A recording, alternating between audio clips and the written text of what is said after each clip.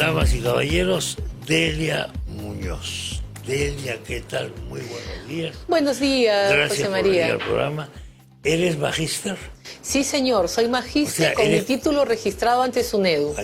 Eres colega del magíster Castillo. Compartimos el mismo título académico, ambos somos maestros. ¿Cómo se hace una tesis?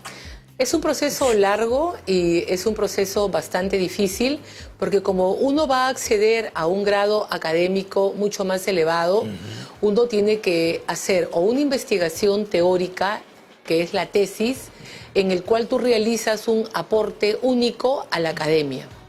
Otra cosa es cuando tú haces un trabajo de investigación que puedes hacer un reporte de caso o un levantamiento de la realidad y sobre la base de esa información que has obtenido realizas el análisis con referencia a tu marco teórico y formulas una propuesta de mejora o una propuesta de trabajar algunos temas sobre la realidad que has analizado. Pero es un proceso duro, tenso, sobre todo en el Perú, que tenemos reglas muy exigentes para desarrollar las tesis o trabajos de investigación.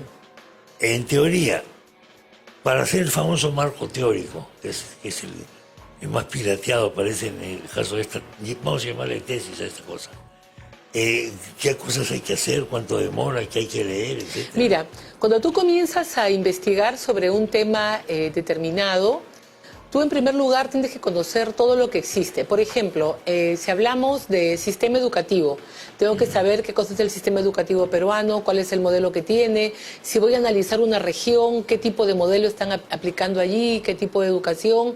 Tengo que rastrear todo lo que hay a nivel de autores, todos los autores peruanos que han escrito sobre eso. Tengo que ver si hay otras tesis de otras universidades en las que abordan el tema. De preferencia, que no tengan una antigüedad más allá de 5 años, revistas indexadas. Normalmente para hacer un marco teórico muy simple puede ser ya 20 instrumentos que estás leyendo. Usualmente suelen ser 40, pero un buen 40. marco teórico normalmente está utilizando 60 libros, documentos, artículos, lo que fuera, ¿no? Normalmente 60 referencias, 60 de referencias. 40 por allí, ¿no? Sé bueno 40 a 60 referencias porque tú tienes que volverte un experto en esa materia. Sí, claro. Y tienes que mapear todo lo que hay sobre eso, ¿no? Yo en la universidad soy asesora en algunos casos porque los alumnos me piden, más que nada por el tema de fondo. Y eso me ha obligado a mí a revisar y a leer metodología, ¿no? Entonces una tesis es un trabajo, yo pongo el ejemplo como hacer un plato de cocina, ¿no? O sea, yo no puedo aparecer con el plato servido de la nada. Correcto. Primero tengo que ir al mercado, tengo que hacer la búsqueda de los ingredientes que voy a necesitar, tengo que picarlos, tengo que mezclarlos. Y luego cuando hago la mezcla de la cocina, no es que yo utilizo todo al mismo tiempo.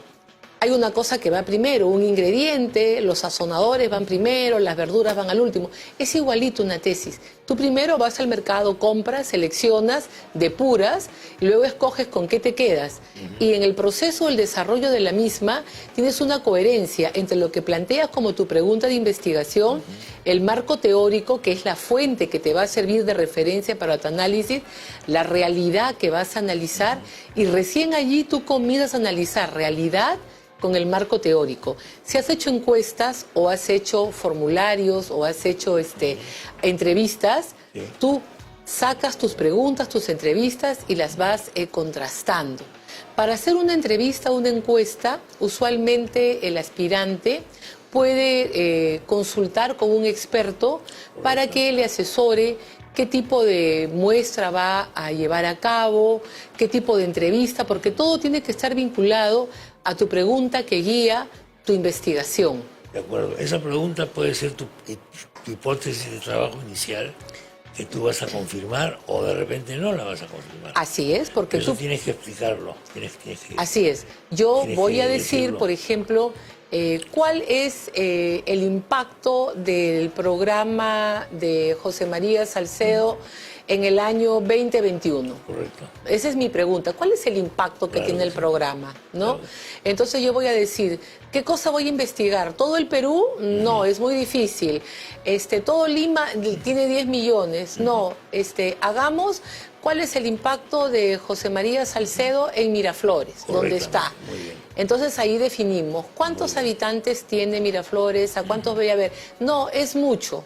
Yo solamente quiero hacer el impacto del programa de los alumnos que estudian en el IPNA de Miraflores, de la Avenida Angamos, de la Avenida Angamos, con Arequipa. Avenida Arequipa. Entonces ya, vamos a trabajar, también, ¿eh? que son bastantes, pero es mucho más manejable, Pero ¿no? tengo que hacer el perfil de ellos, quiénes son, cómo son. Así es, entonces yo digo, el IPNA es muy grande, quiero saber de los que están ya en el último ciclo para dar el examen final. Entonces vamos a ver, son 40. Entonces yo voy a hacer o una entrevista universal o una encuesta para medir el impacto. Pero es así como se van desagregando. Entonces yo tengo que hacer las preguntas, no que piensan ellos de Delia, ni de María, ni de Pedro, ni de Juan y José. Tengo que decir qué piensa usted de la radio, qué piensa de Chema, por qué para usted generó impacto. O sea, todas tus preguntas tienen que estar vinculadas a mi pregunta central, ¿no? Ahora, una herramienta como esa es un instrumento para tu análisis, pero no lo es todo, porque detrás tiene que haber un marco teórico, cómo se mide impacto, tiene que haber una línea de partida, cuál es el efecto, las características, qué significa a nivel de libertad de expresión, o sea, que es el marco teórico que te va a permitir a ti analizar. Sí, eso puede incluir componentes técnicos, tipo, Así es. ¿la radio llega a ese sitio o llega con interferencias? ¿O qué es lo que ocurre? Entonces es una cosa muy... Es bastante Así es, compleja. José María. Hacer un trabajo de investigación es muy difícil y además en los últimos tiempos es que recién los estamos haciendo con todo el marco metodológico, con el uso de las normas APA, que te obligan a tener una metodología mucho más cuidadosa, ¿no? Por ejemplo, cuando yo fui a la universidad, yo hacía las citas de esta manera. José María Salcedo, en su libro tal, opina... Y yo copiaba. Claro, uno hacía las fichas, ¿no? Pero cuando tú escribías, tú decías, José María, claro, era muy bonito, ¿no? Y juntabas y hacías todo, ¿no? Entonces tú decías, José María dice, 2 puntos, comillas, copiabas y ponías entre paréntesis 1 y a pie de página, José María, libro tal año. Tal año, editorial tal, imprenta tal, etcétera. Ahora no se hace así, se pone, ¿no? José María en su obra Mica, entre paréntesis 2018, señala que no transcribo, pongo lo que yo interpreto, produce de tu lectura, pero al final del libro, está José María Salcedo, Mica 2017, sobre tal cosa, ¿no? O sea, nunca dejas de citar. Ahora, lo que me deja muy perplejo, aunque no debería, es lo que ha declarado ayer el ministro de Educación. Dice, son temas secundarios, esto es un tema secundario, pasemos la página, en todo caso es un problema personal del señor Castillo y vamos a tratar otros temas. Que eso lo diga una persona en la calle me parecería mal, pero lo entendería un poco más. Pero ¿cómo lo puede decir un ministro de Educación? ¿Por qué se le da tan poca importancia a esta cuestión? ¿Porque estamos saturados de problemas y no queremos aceptar uno más? ¿Qué es lo que está pasando? Bueno, en primer lugar yo estoy tosiendo, pero... Tranquila, tráigale, por favor, el problema que tenemos es de que en los últimos tiempos estamos viendo que van reventando tantas situaciones, faltas referidas a faltas éticas, cuando no ilegales, que ya esto llega en un contexto en el que hemos visto muchas faltas éticas. Nombrar a personas que no tienen la capacidad, personas que no cumplen con su familia. Entonces hemos ido avanzando y nos hemos ido acostumbrando a que los problemas surjan. Entonces esto ya viene como uno más, un problema más, y uno ya está cansado.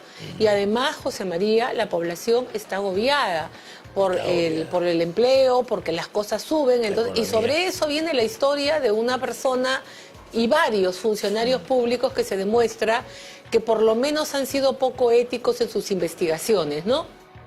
Entonces ya la gente mira. Pero yo creo de que esto es una bomba de largo alcance. Esto no revienta hoy día, pero yo recuerdo que nosotros, los peruanos, hemos sido criados bajo el refrán de que el que estudia triunfa, porque para nosotros estudiar es la fuente que nos va a permitir acceder a una mejor preparación y a un mejor trabajo. Y es por eso que en nuestro país también las universidades son tan populares, ¿no? Porque nosotros aspiramos a una formación académica para avanzar en la vida.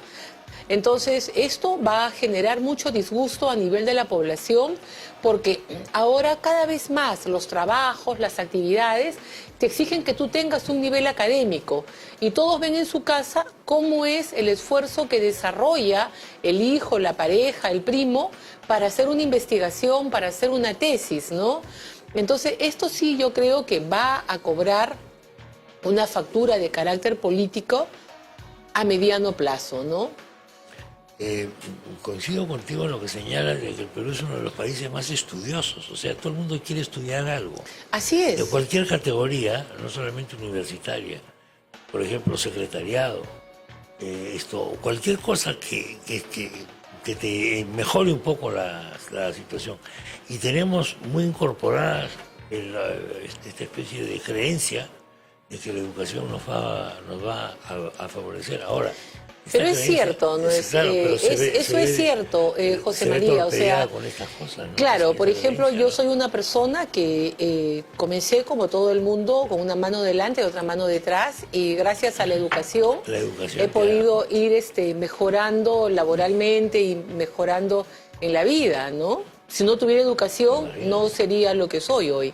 El problema es qué imagen queda para la gente, los muchachos que se estudian, para los papás de los chicos que pagan universidades no baratas, porque quieren que tengan una vida mejor que la de ellos, que es el famoso, quiero que mi hijo sea mejor que yo, famosísimo. Yo lo he visto eso en promociones de egresados de universidades, alguna vez he sido padrino de una de esas promociones, como el día que entregaban los títulos, esto con el vestuario y nos gustan las ceremonias de graduación, toda la familia, que toda la familia sepa que uno ya se graduó, el que abuelo y todo, con lágrimas en los ojos, viendo que por fin la primera persona del clan, de la tribu que llegaba hasta ahí era su hijita. Así es. Eso es algo extraordinario. Tengo que ir a la pausa, Delia, por favor.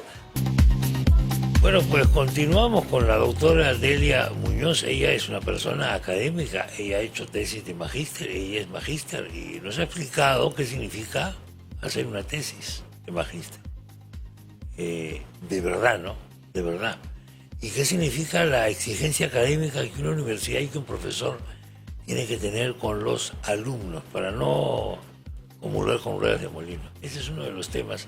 Quizás lo valoramos poco, quizás no preocupe a tanta gente, y Delia nos explicaba que tiene que ver con la saturación de maldad a la que estamos. Nuestro cerebro está ya absolutamente... Bueno, hablando de esto, me gustaría preguntarte sobre el caso de Zenón Villaverde. Zenón he dicho. Samir Villaverde. ¿Por qué digo Zenón? No es la primera vez. Él tiene pruebas. Dice que tiene pruebas. Yo me imagino que si él está diciendo todas estas cosas que está diciendo, tendrá las pruebas, porque de lo contrario, esto puede empeorar su situación. Él se está jugando la cabeza, supongo yo, al decir estas cosas, o simplemente lo que quiere salir en medios. ¿En qué condición se encuentra él? Mira, José María, yo acá esgrimo la duda metódica. La duda metódica la pongo sobre la mesa y aplico a todos los filósofos que dicen que cómo tienes que actuar ante una situación como esta. En primer lugar, cuando tú eres colaborador eficaz, tú tienes que entregarle al fiscal primero, para que él la haga aprobar por el juez, una información de tal nivel y de tal naturaleza que no puede ser obtenida de otra forma que por ese colaborador eficaz.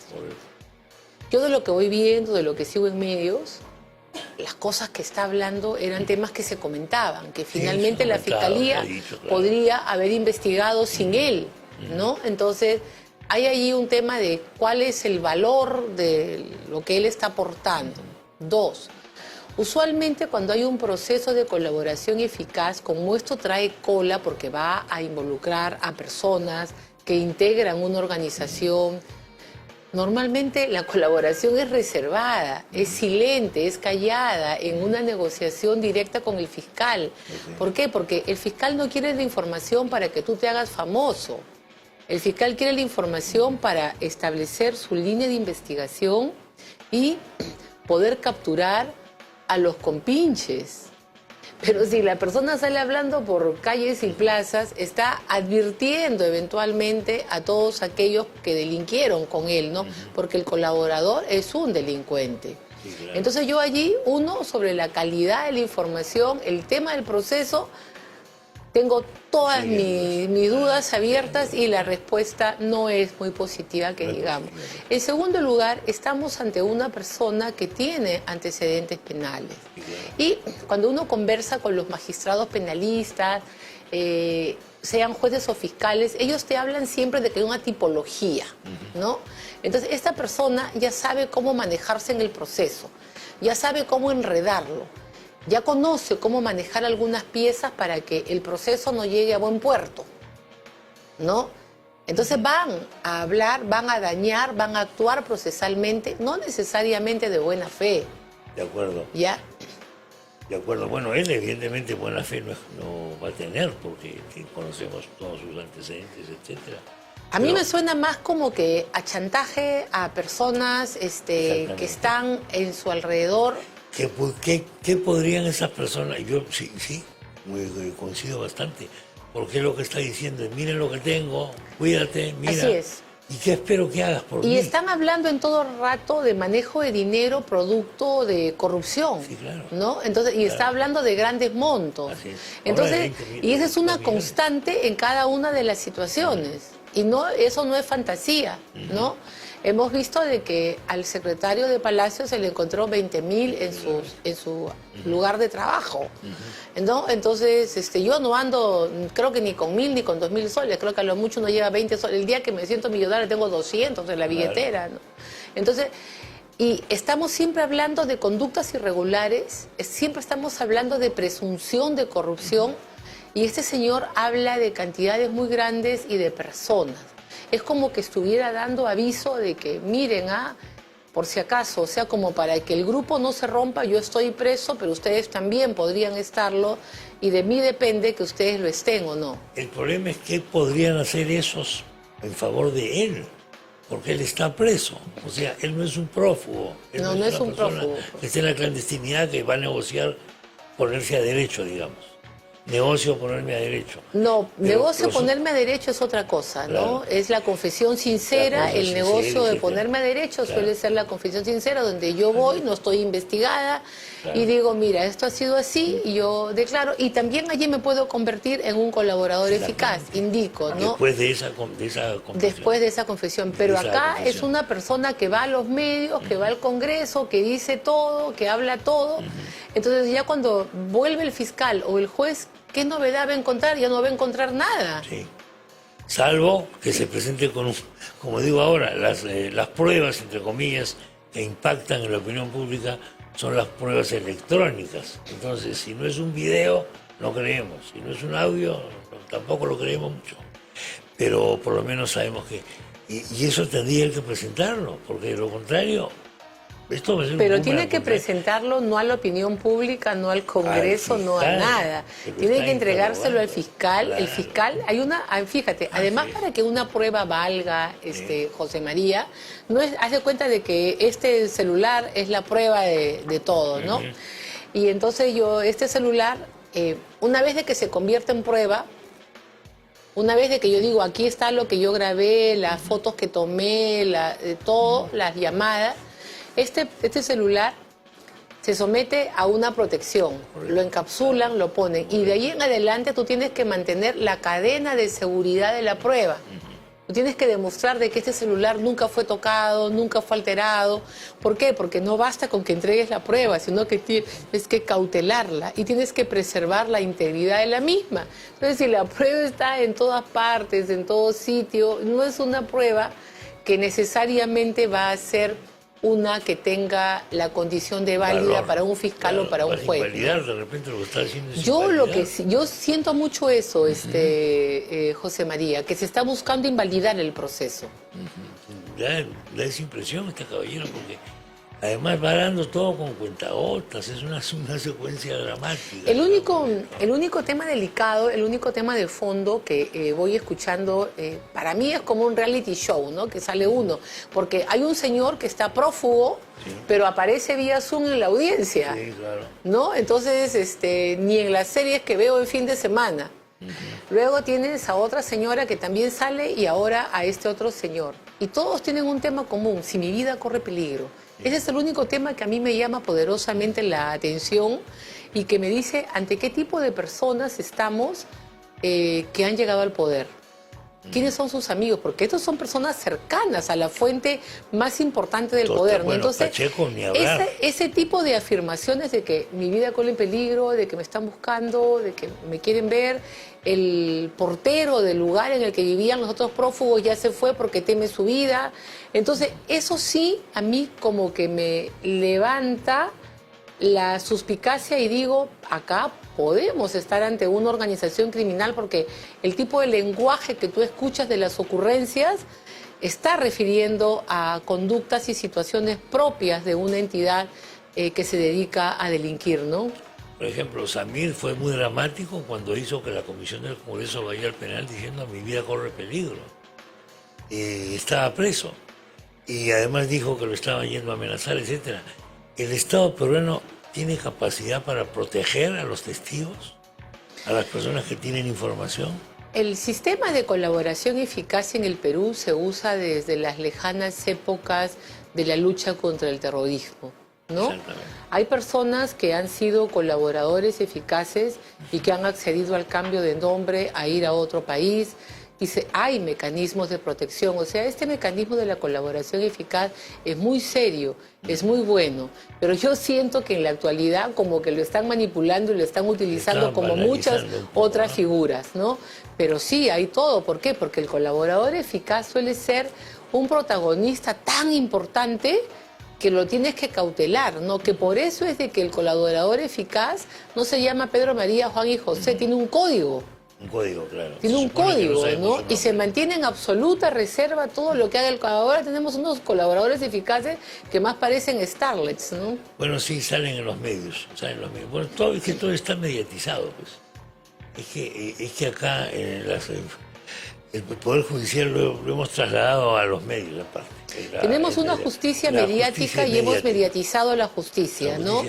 Entonces, hay que tener mucho cuidado con eso porque la justicia no es un programa de televisión y los medios informan, pero los medios no son los que deciden. Por ejemplo, mira, un audio entre tú y yo puede ser absolutamente escandaloso. Sí, claro. Pero no necesariamente es una prueba válida para un juez, porque tú tienes la grabación, pero no cautelaste la cadena de custodia de la prueba.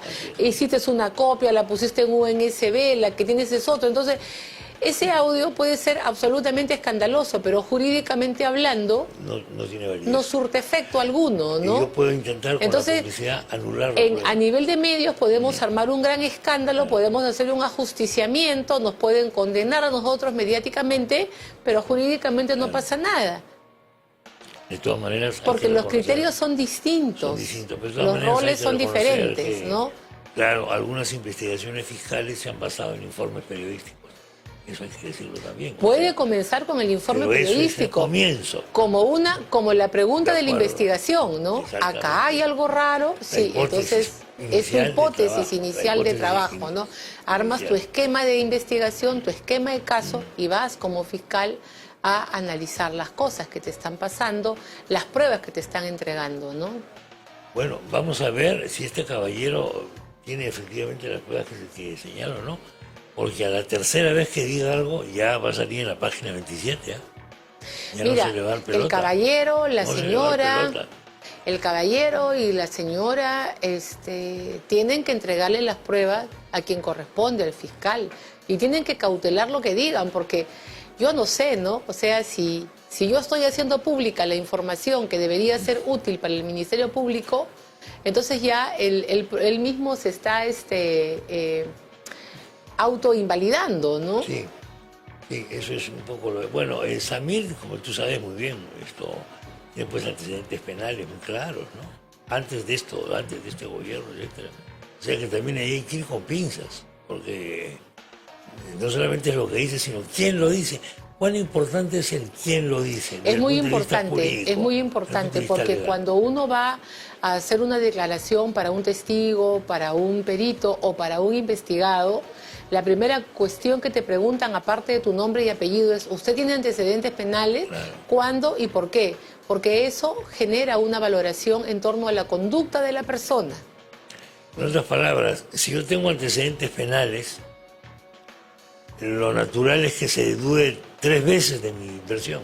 Que el análisis, sea mucho más riguroso claro, con lo que tú afirmas, ¿no? Claro, más que la versión de una persona que no tiene esos antecedentes. Ay, claro. Lo cual no significa de que necesariamente porque tienes antecedentes penales estás mintiendo, ¿no? Estás mintiendo, ¿no? Así es, pero lo que sí hay mucha mayor cautela para analizar la información que entregas, ¿no?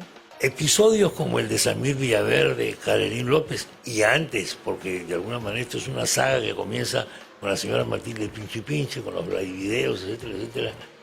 ¿Qué sensaciones están creando en la opinión pública? ¿Cómo ves lo que está ocurriendo? Vamos a hablar con una frase que ya nos usa, el alma colectiva de los peruanos. ¿Están desmoralizados? ¿Consideran que todos son iguales?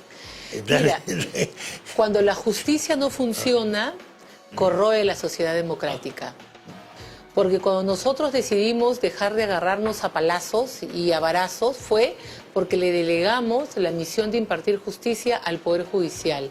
Y si uno siente que los vivos delinquen, hacen, van, hablan y no les pasa nada, entonces, ¿qué problema hay? Vayamos todos contra la norma. No hay ningún problema. Viene la amnistía, no pago multas, me encuentran robando, me declaro colaborador, denuncio a los demás, no pasa nada, ¿no? O me encuentran, la investigación, nunca llega a una acusación, nunca se llega a una condena. Entonces ahí corroes a la sociedad en general, porque estás yendo contra el principal fundamento. Si tú no crees en la justicia o te parece que esta es demasiado desacreditada, estás dejando de creer en el Estado, en realidad. Por supuesto. Estás en una sociedad carente de Estado de Derecho. Exactamente. Así es. La función básica del Estado es la justicia. Y pasamos a estar en un nivel de sociedad primitiva. Y claro, comenzamos a comprar armas, pues. Empezamos a comprar armas, empezamos a agarrarnos a latigazos, le empezamos a encargar a otras personas que vengan y tomen justicia por mano propia. Tú sabes cómo ha sido, cómo se ha poblado Lima y otras grandes ciudades a través de invasiones de terrenos, con mucha gente que no había policía. Entonces la gente tenía que organizarse para controlar pues a los fumones que te iban a robar a tu casa, a tu modestísima casa, pues te quitaban la licuadora que habías ahorrado un año para poderla comprar. Y tenías que tomar justicia por mano propia. Y se les pasaba la mano. Yo he cubierto como periodista una situación una vez en Pamplona Alta, te hablo hace muchos años, que agarraron a un tipo, lo hundieron en la arena hasta el cuello, y le comenzaron a tirar piedritas hasta que lo mataron. Claro. Una piedrita sola no hace nada, no, pero 1000 piedritas sí. Tirar. Mano propia. Y si tú ves los reportes del Observatorio de Criminalística y de Delincuencia que hacen tanto el Ministerio Público como el Ministerio del Interior, vas a encontrar que hay mucho ataque personal cuando se detecta la comisión de un delito, ¿no? Normalmente las noticias se ven a los que están robando, sobre todo en Puno, en zonas de la sierra, que los encuentran, los desnudan, los castigan y muchas veces los ajustician, ¿no? ¿Tú recuerdas hace como 3 o 4 años que asesinaron a esta señora que era una que cantaba en la tribu Shipiba? Detectaron quién era el chico y vino el de la tribu y lo mató. ¿No? Sí. Justicia por mano propia, y eso lo vemos a cada rato, ¿no? Sí. Bueno, tenemos varios casos este caso del famoso alcalde que terminaron matando. Claro, en Puno, por supuesto. En Puno esto fue lo que la policía más bien los rescata, es curioso, ¿no? Acá también en la zona de Huaycán muchas veces se han tenido personas que han sido rescatadas por la policía cuando la turba los quería ajusticiar, ¿no? Y el otro problema que tiene el Estado es que parece que es incapaz de ser el intermediario para pacificar los conflictos. Uy, es todo un tema eso.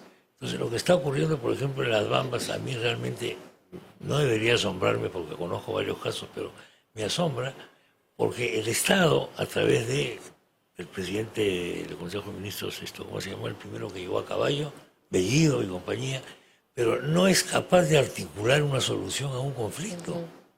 El Estado no es capaz de hacerlo. Mira, entonces, ¿qué nos queda? El Estado está haciendo muy poco para calmar los conflictos. Más bien como que uno siente que los deja para que continúen aumentando. El incremento de la tasa de conflictividad, según el último reporte de la Defensoría, está por encima de los 200 casos. 214, 217, no recuerdo la cifra exacta, ¿no? Pero está como nunca antes en unos niveles muy, muy elevados.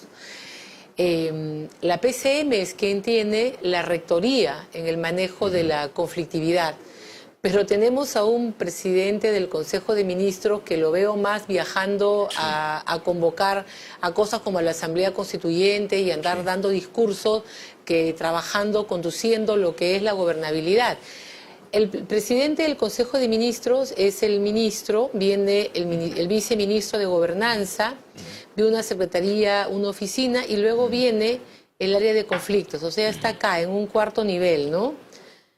Esta área está funcionando, acaban de sacar recién unas directivas sobre el tema del diálogo, pero es que no es eso, tiene que haber una articulación entre el Estado, los privados y las comunidades para poder ver bien y hacer una estrategia, ¿no? No se trata de ir ya, levantan para que yo, sí, me das esto, me das otro. Entonces yo no veo una política seria de manejo de la conflictividad social en el Perú, ¿no? El Estado. Mira, en Las Bambas han ido fracasando. Ahora dicen, no conversamos hasta que no venga el presidente.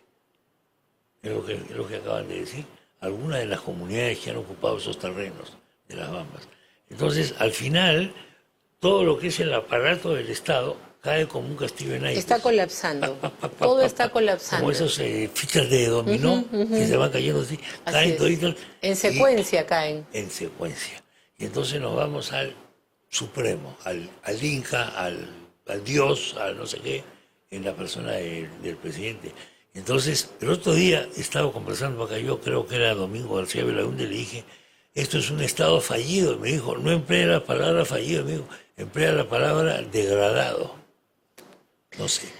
En teoría de conflictos se habla de Estado tórico o Estado fallido. También podemos decir Estado primitivo, ¿no? Porque no estamos, un Estado primitivo es aquel que no reúne las condiciones mínimas de un Estado de derecho, ¿no? Y lo que estamos viendo es de que el tema de conflictividad se está desbordando. Ahora, yo sigo mucho por el tema de conflictos lo que ocurre en nuestro continente. En Ecuador hubo una situación idéntica a la actual, un pedido para que se apruebe una constituyente, el Congreso dijo que no procedía a los términos en que se había planteado la constituyente y archivó el pedido. Luego el presidente y sus líderes políticos empezaron una campaña a nivel nacional de Ecuador hablando de que el pueblo había sido restringido en los derechos, que no podía ser, que se tenía que discutir, que la Asamblea Constituyente. Y entonces, curiosamente, cuando uno ve los reportes de conflictividad de Ecuador, de que tenían 100 pasaron a más de 300, llegaron hasta 343. Entonces llegaron a un nivel de conflictividad tan grande en el país de que ya hasta se dijo, sí, tenemos que ir a una asamblea constituyente. Y destituyeron a los congresistas que habían archivado el proceso, llamaron a los accesitarios y se instaló directamente la asamblea constituyente, pero se dejó crecer la conflictividad, ¿no? Entonces, yo veo que en el Perú se está utilizando una estrategia muy parecida, muy parecida, porque se presenta un proyecto que estaba llamado a ser rechazado. O sea, era un proyecto que no estaba destinado para ser discutido. O sea, era presentado de una manera exprofesa para que agarres y lo lleves al archivo porque no aguanta las exigencias que tiene la presentación de un proyecto.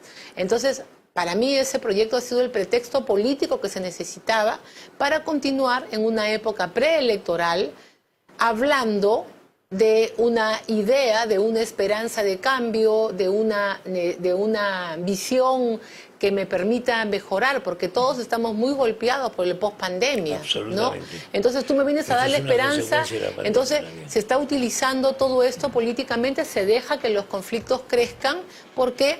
Porque se está buscando el gran objetivo, porque cuando Perú Libre llega, en su plan dice, es Asamblea Constituyente. Entonces Y ellos están realmente la ha haciendo vuelto un trabajo político para poder llegar a ese objetivo. En el interín pasa de todo, se cae todo, contratan de todos, entonces te van bajando también el nivel de aceptación de las exigencias hacia el sector público, ¿no?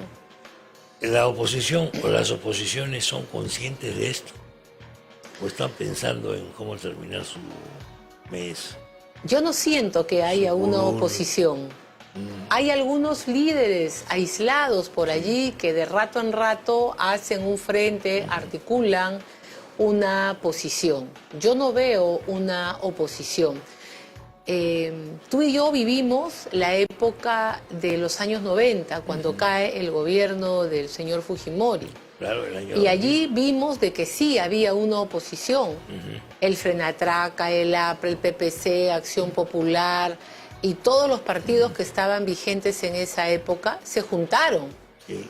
Ellos pensaban diferente, los líderes tenían opciones políticas y filosóficas distintas, pero se juntaron, armaron un bloque de oposición y comenzaron las negociaciones, y es así, con ese bloque opositor, que se acuerda con el presidente Fujimori y su bancada el adelanto de elecciones, Exactamente. la reducción del plazo de los congresistas y la reducción del plazo del periodo presidencial. Eso fue producto de un acuerdo, pero de una oposición orgánica Correcto. que planteó los temas y los puso sobre la mesa. Acá tú ves a una persona que sale, a un congresista, a un líder político, pero no ves a una oposición que realmente tenga una estrategia de hacer lo que dice la palabra, no plantarse frente al gobierno que está manejando el poder y decirle no estamos de acuerdo, y las líneas son o cogobernamos o nos vamos. No hay nada, todos están por su lado.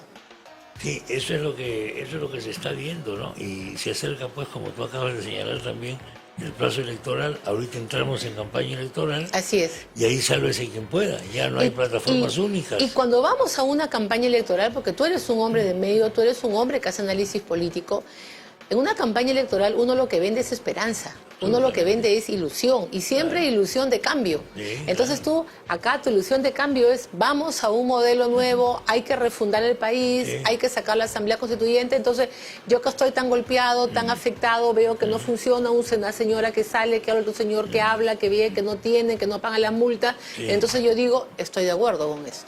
Sí. Y vamos hacia eso, pues, vamos hacia eso. Creo que la oposición o las oposiciones no están dando la talla. No están dando Eso la lo comenta talla. todo el mundo. No se sabe qué quieren y están dispuestos a arriesgar su curul o no. Y esa es una pregunta que todo el mundo se hace. Y fíjate tú que tanto Por no da la conveniencia. talla la oposición, que los medios de comunicación son los que están haciendo un poco la tarea de enfrentarse, y por eso de que el gobierno acusa todo el rato a la prensa. O sea, el gobierno no ataca a los líderes políticos de la oposición, sino todo el discurso de ataque a la prensa, ¿no? Ocurre eso cuando las instituciones no funcionan. Así es. O sea, los partidos políticos llamados, si es que estos lo son, no lo sé, no están funcionando, entonces vienen los poderes fácticos, uno de los cuales es la prensa. Y el enemigo del gobierno es la prensa, no la oposición. Así es. Eso es lo que está pasando ahora. De manera de que, en fin, no soy nada optimista y ya no falta nada, ya están las encuestas sobre las preferencias electorales. ¿Ah? Ay, sí, pero... Ahorita entramos en la feria, Sí, en pero... el festival electoral. Sí, ya empezó ya, porque todas las calles están picadas, todo está picado, ¿no? Pues comienzan pues a hacer las obras para que vean que mi partido trabaja bien, ¿no?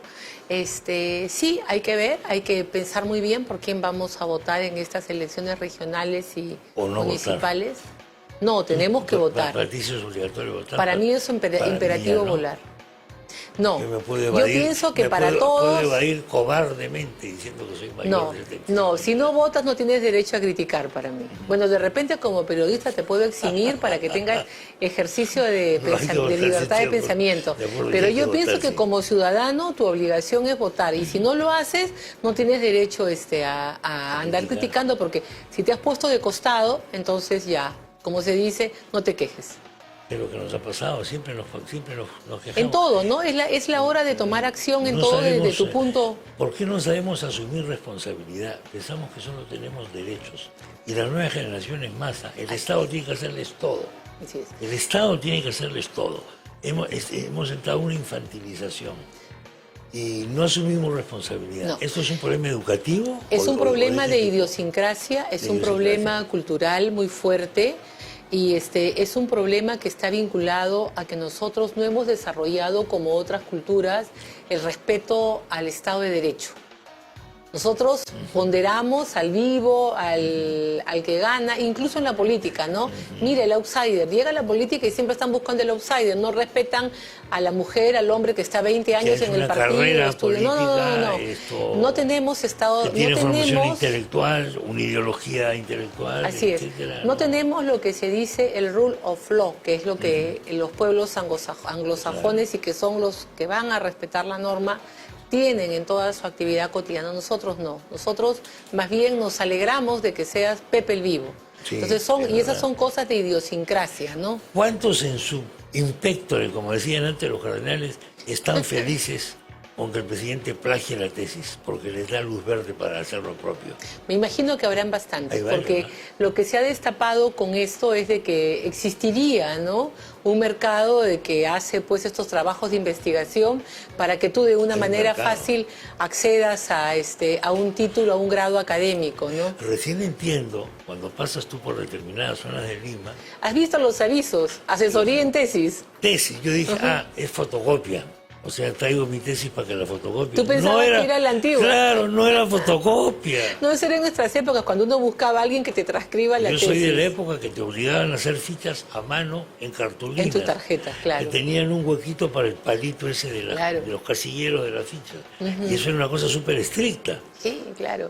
Nosotros en la universidad, en la Católica donde estudiamos, el profesor Diógenes Papa pues te enseñaba a escribir la cita mágica con metodología, con color, con lapicero, 1.1, 1.1 A1, ¿no? Entonces te daban la estructura desde la universidad, ¿no?